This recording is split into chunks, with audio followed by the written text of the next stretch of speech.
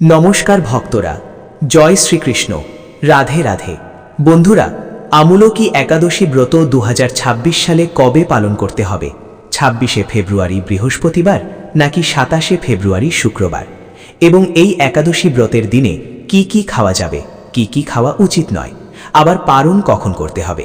সেই সঙ্গে আমরা পারণ করতে গিয়ে পারণের যে মন্ত্র রয়েছে সে মন্ত্র অনেকেই জানি না।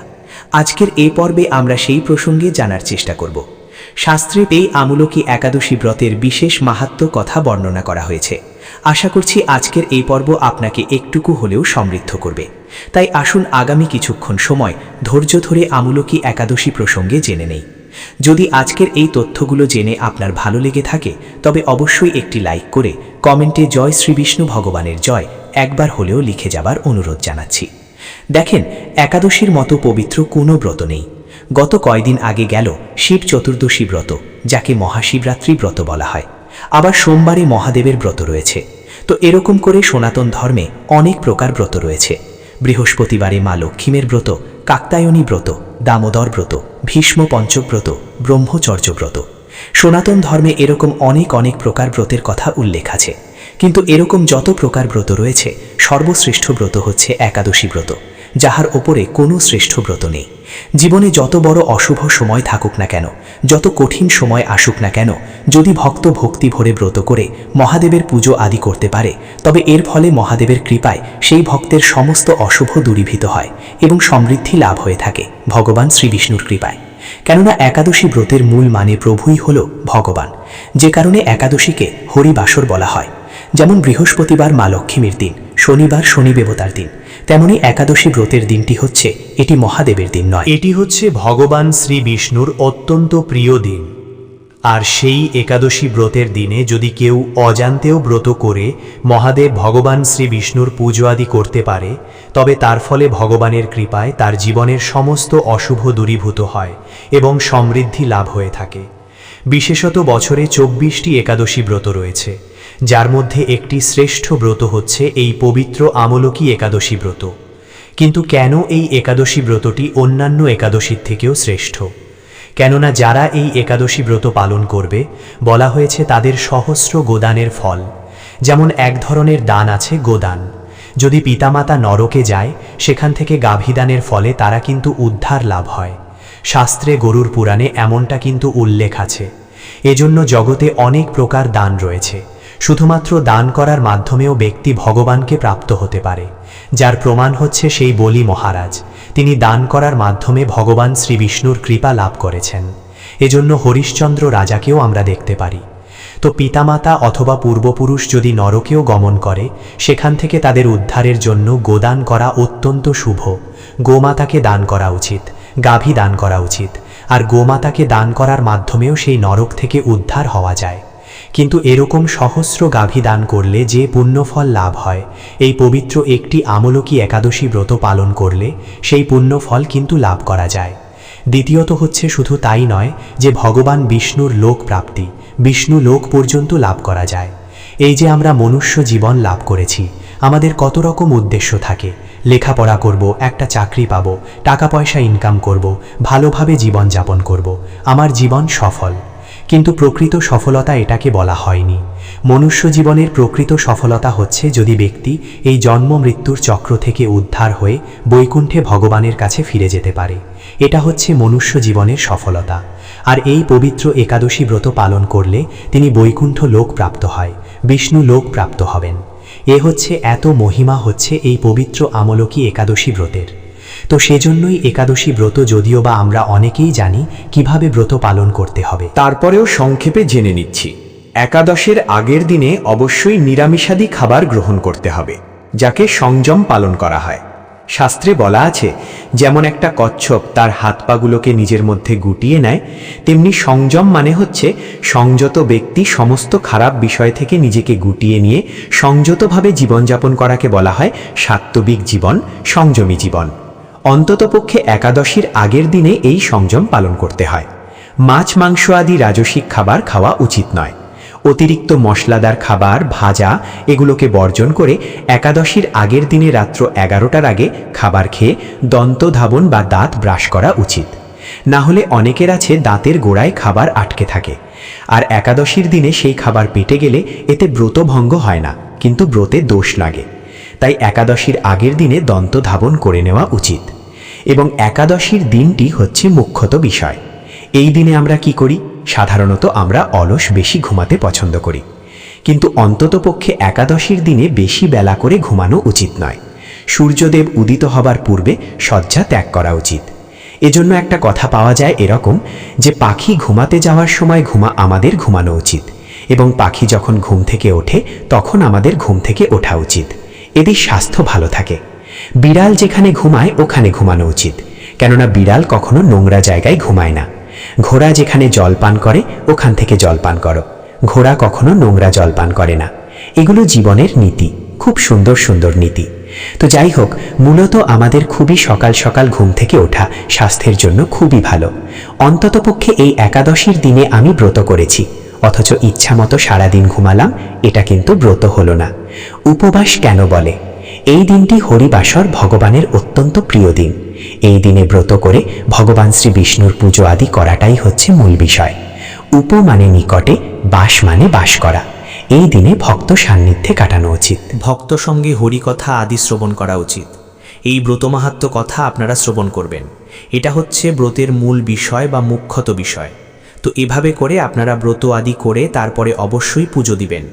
কিন্তু এই একাদশীর দিনে যে খাবারগুলো ভুলেও খেতে নেই, প্রথমত হচ্ছে সর্বোত্তম ব্রত হচ্ছে নির্জলা ব্রত করা, মানে জল ফোঁটা পর্যন্ত পান করবে না, একেবারে নির্জলা ব্রত করবে, জলাধি গ্রহণ করবে না।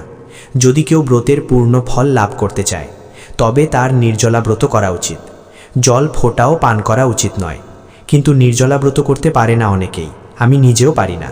সেক্ষেত্রে আপনি ফল, জল, ঔষধ, ব্রাহ্মণ, গুরুবাক্য গ্রহণ করতে পারেন। যে কোনো প্রকার ফল খেতে পারবেন, দুগ্ধ খেতে পারবেন, দুগ্ধজাত খাবার খেতে পারবেন।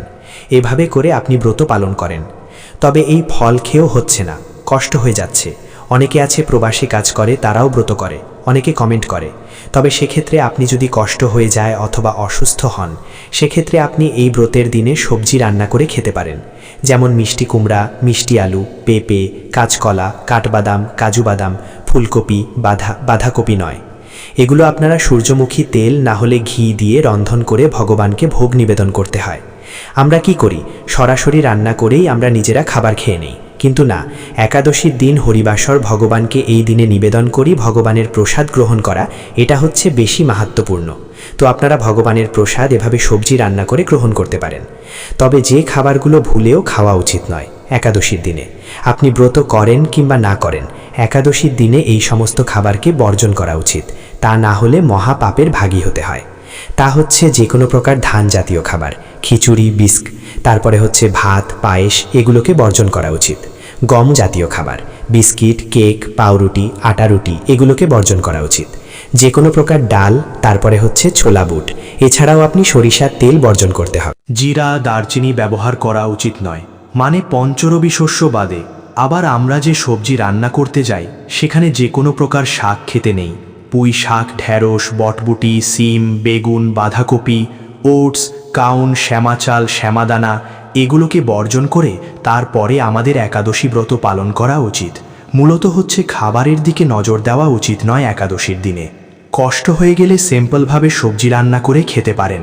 এখন ব্রত মানে এই দিনে একটুকু উপবাস করবে, সংযম থাকবে। কিন্তু আমরা একাদশীর দিনে অনেকে আছি বেশি খাবারের চিন্তা করি না, এটা থেকে বিরত থাকা উচিত। পাশাপাশি হচ্ছে যে অপবিত্র অবস্থায় মায়েরা ব্রত করতে পারবে কিনা, মানে হচ্ছে বাড়িতে হয়তো কেউ মৃত্যুবরণ করেছে, অথবা মায়েদের যখন বিশেষ অসুচি অবস্থা আসে মাসের মধ্যে, তো ওই সময় ব্রত করতে পারবে কিনা। হ্যাঁ, সেক্ষেত্রে হচ্ছে একাদশী সাদানি, মানে হচ্ছে একাদশী নিত্যবস্তু, আর নিত্যকর্ম কখনো পরিত্যাগ করা উচিত নয়। ব্রত না করলে যে ব্যক্তি পঞ্চরশস্য ভক্ষণ করবে তার মহাপাপের ভাগী হতে হয়। তাহলে কেন ব্রত করব না? সেটা হোক শৌচ, হোক অসুচ, হোক মায়েদের অসুচি অবস্থা, যে কোনো অবস্থাতেই যে কেউ ব্রত করতে পারবে। বরঞ্চ যে ব্রত করবে না তার মহাপাপের ভাগী হতে হয়। মাতৃহত্যার পাপ, পিতৃহত্যার পাপ, ভাই হত্যা, গুরু হত্যা, সকল ভয়ানক পাপের ভাগী হতে হয়। পাপ না করেও যে ব্যক্তি একাদশীর দিনে পঞ্চরশস্য ভক্ষণ করে, এজন্য মায়েরা আপনারা অবশ্যই ব্রত করতে পারবেন। পাশাপাশি হচ্ছে এই ব্রত এত কেন গুরুত্বপূর্ণ, স্বয়ং যমরাজ বলেছেন যমদূতদেরকে ডেকে, হে যমদূতগণ, তোমরা আজ থেকে শুনে রাখো, যে ব্যক্তি একাদশী ব্রত পালন করে কখনো তাদেরকে এই যমলোকে আনবে না। কেন? তারা দেবতাদেরও দুর্লভ, আমাদেরও প্রণাম্য। এজন্য যমরাজ পর্যন্ত একাদশী ব্রত পালনকারীকে সম্মান করে। মহাদেব সহ মা পার্বতী ব্রত করে। মহাদেব একবার মা পার্বতীকে বলেছে, হে দেবী, যারা একাদশীর দিনে পঞ্চরশস্য ভক্ষণ করে তার এত ভয়ানক পাপ হয়, মৃত্যুর পরে যমদূতেরা তার মুখের মধ্যে লোহাকে তাপিত করে গরম করে তার মুখের মধ্যে ঢেলে দেয়। যেন ভয়ানক পাপ হয় এই একাদশীর দিনে পঞ্চরবি শিষ্য ভক্ষণ করলে। পাশাপাশি হচ্ছে একাদশীর দিনে অনেকে প্রশ্ন করে গাজর খাওয়া যাবে কি না। হ্যাঁ, গাজর হচ্ছে একটা সবজি, তো সেই অনুসারে আপনি গাজর খেতেই পারেন, কিন্তু ভক্তরা গাজর কিন্তু খায় না। দেখবেন অনেক ভক্ত আছে গাজর খায় না, এড়িয়ে চলে। তো একাদশীর দিনে যদি কোনো খাবার নিয়ে সন্দেহ হয় আপনি সেটিকে এড়িয়ে চলেন, খাওয়া উচিত নয়। কিন্তু তো গাজরটাও তেমনি, একাদশীর দিনে না খেলে কি হবে, বেশি কিছু তো হবে না। তো অবশ্যই গাজরটাকে বর্জন করা উচিত আমার মতে একাদশীর দিনে। এমনি সবজি হিসেবে আপনি খেতে পারেন, বা কোথাও উল্লেখ পাবেন না যে গাজর বর্জন করা উচিত। তবে ভক্তরা বর্জন করে থাকে, যেমন এই যে লাল শাক বর্জন করে থাকে, তো গাজরও একাদশীর দিন আপনি বিরত থাকতে পারেন গাজর খাওয়া থেকে। পাশাপাশি হচ্ছে একাদশীর দিনে কখনো অন্যের দোষ দর্শন। ব্রত করা মানে শুধুমাত্র না খেয়ে থাকাই নয়, ব্রতের দিনে কিছু নিয়ম আছে, যেমন ক্ষৌর কর্ম করতে নেই।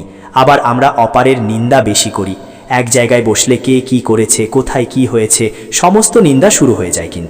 কিন্তু একাদশীর দিনে নিন্দা আদি করা উচিত নয়, নিন্দা থেকে দূরে থাকা উচিত। তো যাই হোক, এখন আসুন আমরা ধৈর্য ধরে এই একাদশী ব্রতের মাহাত্ম্য কথা জেনে নেই। কেননা শ্রবণাম মঙ্গলম, এই আপনি এদিনে ব্রত করেন কিংবা না করেন, প্রত্যেকেরই উচিত ভক্তি ভরে এই ব্রত মাহাত্ম্য কথা শ্রবণ করা। এতে অনেকাংশেই এই ব্রতের ফল প্রাপ্ত করা যায়। এরপরে আমরা জেনে নেব এই ব্রত কবে পালন করতে হবে, পারণের মন্ত্র কি, পারণ কখন করতে হবে, সকল কিছু জেনে নিচ্ছি। প্রথমে জেনে নিচ্ছি আমূলকী একাদশী ব্রতের মাহাত্ম্য কথা। যুধিষ্ঠির মহারাজ বললেন, হে কৃষ্ণ, মহাফলদাতা বিজয়া একাদশীর কথা শুনলাম। এখন ফাল্গুন মাসের শুক্লপক্ষের একাদশী যে নামে প্রসিদ্ধা তা বর্ণনা করুন।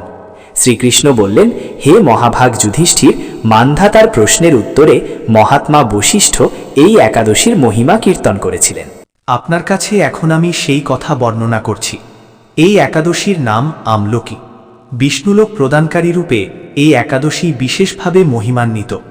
একাদশীর দিন আমলকি বৃক্ষের তলে রাত্রি জাগরণ করলে সহস্র গাবদানের ফল লাভ হয়। হে পাণ্ডুনন্দন, পূর্বে ব্রহ্মার রাত্রিতে দৈনন্দিন প্রলয় উপস্থিত হলে স্থাপ জঙ্গম সহ দেবতা ও সুর ও রাক্ষস সবকিছু বিনাশ হয়। তখন ভগবান সেই কারণ সমুদ্রে অবস্থান করেন। তার মুখপদ্ম থেকে চন্দ্রবর্মের এক বিন্দু জল ভূমিতে পড়ে। সেই জলবিন্দু থেকে একটি বিশাল আমলকি বৃক্ষ উৎপন্ন হয়। এই বৃক্ষের স্মরণ মাত্র গোদানের ফল লাভ হয়। দর্শনে তাহার দ্বিগুণ এবং তার ফল ভক্ষণে তিনগুণ ফল লাভ হয়। এই বৃক্ষে ব্রহ্মা, বিষ্ণু আর মহেশ্বর অবস্থান করেন। এর প্রতিটি শাখা প্রশাখা ও পাতায় ঋষি, দেবতা এবং প্রজাপতিগণ বাস করেন। এই বৃক্ষকে সমস্ত বৃক্ষের আদি বলা হয় এবং তা পরম বৈষ্ণবরূপে বিখ্যাত। অতএব এই শ্রেষ্ঠ ব্রত সকলেরই পালনীয়। এখন এই ব্রতের একটি অদ্ভুত ইতিহাস আপনার কাছে বর্ণনা করছি। প্রাচীনকালে বৈদেশ নামে এক প্রসিদ্ধ নগর ছিল। ওই নগরে চৈত্ররথ নামে এক রাজা রাজত্ব করতেন। চন্দ্রবংশীয় পাশবিন্দুক রাজার পুত্ররূপে তিনি জন্মগ্রহণ করেন। তিনি অত্যন্ত শক্তিমান এবং ঐশ্বর্যশালী ছিলেন। শাস্ত্রজ্ঞানেও তিনি ছিলেন নিপুণ। তার রাজ্যের সর্বত্রই মনোরম, আনন্দপূর্ণ এক দিব্য পরিবেশ লক্ষ্য করা যেত। প্রজারা ছিলেন বিষ্ণুভক্তি পরায়ণ, সকলেই একাদশী ব্রত পালন করতেন। তার রাজ্যে কোনো অভাব অমঙ্গল ছিল না। এইভাবে প্রজাদের তিনি নিয়ে রাজা চৈত্ররথ সুখে দিন যাপন করতে থাকেন। একসময় ফাল্গুনী শুক্লপক্ষের দ্বাদশীযুক্ত আমলকি একাদশী তিথি সমাগত হওয়ায় রাজ্যের সকলেই এই ব্রত পালনের সংকল্প করেছিলেন। ওই দিন প্রাতঃস্নানের পর রাজা প্রজাদের নিয়ে রাজা ভগবান বিষ্ণুর মন্দিরে যান। সেখানে সুবাসিত জলপূর্ণ কলস, ছত্র, বস্ত্র, পাদুকা, পঞ্চরত্ন ইত্যাদি দিয়ে সাজিয়ে স্থাপন করেন। তারপর ধূপদীপ দিয়ে যত্ন সহকারে মুনি ঋষিদের দ্বারা শ্রী পরশুরাম মূর্তি সমন্বিত আমলকির পূজা করেন। হে পরশুরাম, হে রেণুকার সুখবর্ধক, হে ধাত্রী, হে পাপ বিনাশিনী আমলকি, তোমাকে প্রণাম, আমার অর্ঘ্যজল গ্রহণ করো। এইভাবে দিনে যথাবিধি পূজা, স্তবস্তুতি, নৃত্যগীত করে রাজা ভক্তিভরে সেই মন্দিরে রাত্রি জাগরণ করতে লাগলেন। এমন সময় দৈবযোগে একটি ব্যাধ সেখানে উপস্থিত হয়। পূজার সামগ্রী সহ বহু ব্যক্তিকে একত্রে রাত্রি জাগরণ করতে দেখে কৌতূহল আক্রান্ত হল। সে ভাবল, এসব কি ব্যাপার? বিষ্ণু মন্দিরে প্রবেশ করে সে বসে পড়ল। কলসের উপরে স্থাপিত বিষ্ণু মূর্তি দর্শন করল। ভগবান বিষ্ণু এবং একাদশীর মাহাত্ম্য সে মনোযোগ দিয়ে শ্রবণ করল। সারাদিন ওই ব্যাধ কিছুই আহার করেননি। এইভাবে ক্ষুধায় কাতর হয়ে সেখানে সে রাত্রে জাগরণ করল। পরদিন প্রজাসহ রাজা নগরের দিকে যাত্রা করলেন।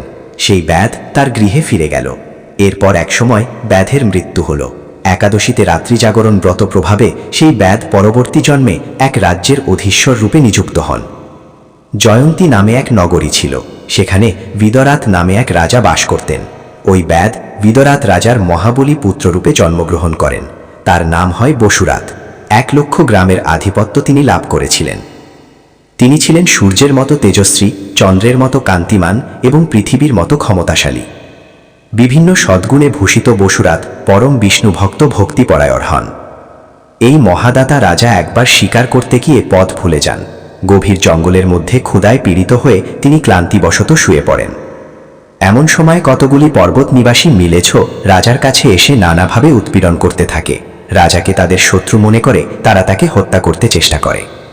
পূর্বে এই রাজা আমাদের পিতামাতা, পুত্রপুত্র সবাইকে মেরে ফেলেছে, আমাদের গৃহ ছাড়া করেছে, এই রকম বলতে বলতে মিলেছরা রাজাকে হত্যা করতে উদ্যত হয়। তারা বিভিন্ন অস্ত্রশস্ত্রে তাকে আঘাত করতে থাকে। কিন্তু আশ্চর্যের বিষয় হল, যে সকল তাদের সকল প্রচেষ্টা ব্যর্থ হয়, রাজার কোনো ক্ষতিই তারা সাধন করতে পারেনি। তখন রাজার শরীর থেকে নানা অলঙ্কারী বিভূষিতা এক পরমা সুন্দরী স্ত্রী মূর্তি আবির্ভূত হন। মহাশক্তিধারিণী ওই নারী অল্প সময়ের মধ্যেই সকল পাপী মোলেশকে নিধন করল। রাজার নিদ্রা ভঙ্গ হল। এই ভয়ানক হত্যাকাণ্ড দেখে রাজা অত্যন্ত বিস্মিত হলেন। তিনি বলতে লাগলেন, আহা, আমার শত্রুদের কে হত্যা করেছে? আমার প্রাণ কে রক্ষা করল? এমন কৃপালু কে আছে? আমি তার প্রতি আমার কৃতজ্ঞতা প্রকাশ করছি। এমন সময় দৈববাণী হল, হে কেশব, ব্যতীত যে ভগবান কেশব ব্যতীত শরণাগতকে রক্ষা করতে পারে এমন কে আছে জগতে? তিনিও শরণাগতের পালক। দৈববাণী শুনে ভক্তিযুক্ত চিত্তে সেই রাজা গৃহে ফিরে এলেন। তারপর প্রজাসহ মহা সুখে ইন্দ্রের মতো নিষ্কণ্ঠক রাজ্য ভোগ করতে লাগলেন। বৈশিষ্ট্য বললেন, হে রাজন, যে মানুষ এই পরম উত্তম আমলকি একাদশী ব্রত পালন করেন তিনি নিঃসন্দেহে বিষ্ণু লোক প্রাপ্ত হন। তো এই ছিল মূলত আমলকি একাদশী ব্রতের মাহাত্ম্য কথা। আশা করি বুঝতে পেরেছেন এই ব্রত পালন করলে আমরা কি ফল প্রাপ্ত করতে পারি। তাই আপনি নিজে এই একাদশী ব্রত পালন করুন এবং সবার মাঝে শেয়ার করে ছড়িয়ে দিন, যেন সবাই আমরা এই একাদশী ব্রতের মাহাত্ম্য প্রসঙ্গে জেনে উৎসাহী হই পালন করতে। তবে এই একাদশী ব্রত কবে পালন করতে হবে?